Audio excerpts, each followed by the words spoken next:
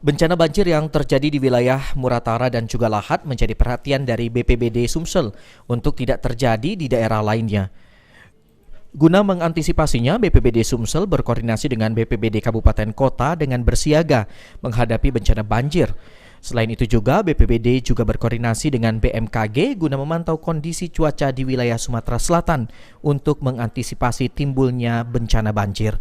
Menurut Kabid Penanganan Darurat BPBD Sumsel, curah hujan yang cukup tinggi masih akan terjadi di wilayah Sumatera Selatan sehingga perlu untuk diantisipasi. Pimpinan atas masing-masing ya, dan selalu kita menghimbau juga kepada masyarakat baik itu kabupaten yang baik yang terdampak ataupun yang belum terdampak tetap monitoring kondisi cuaca di BMKG. Jadi kita tahu peringatan dini, waspada kita, antisipasi apabila terjadi atau hujan dengan intensitas tinggi kita bisa mengatasi dan menanggulangi apabila terjadi. Jangan sampai hal-hal yang tidak kita inginkan terjadi.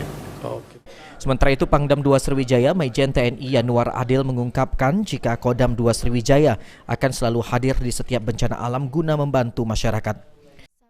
Dan Kepala Staf Angkatan Darat, TNI harus hadir di setiap bencana alam. Kebetulan kemarin Karhutla kita sudah turun bersama-sama dengan aparat terkait pihak kepolisian. Kemudian sekarang sudah masuk musim penghujan, kita sudah siap mengantisipasi banjir dan tanah longsor. Kemudian ada beberapa titik di wilayah Sumsel, di wilayah Jambi yang sudah terjadi. Kemarin dan Rem 044 Gapo sudah... Sejauh ini dari catatan Kodam 2 Sriwijaya, bencana alam banjir telah terjadi di wilayah Sumatera Selatan dan juga Jambi.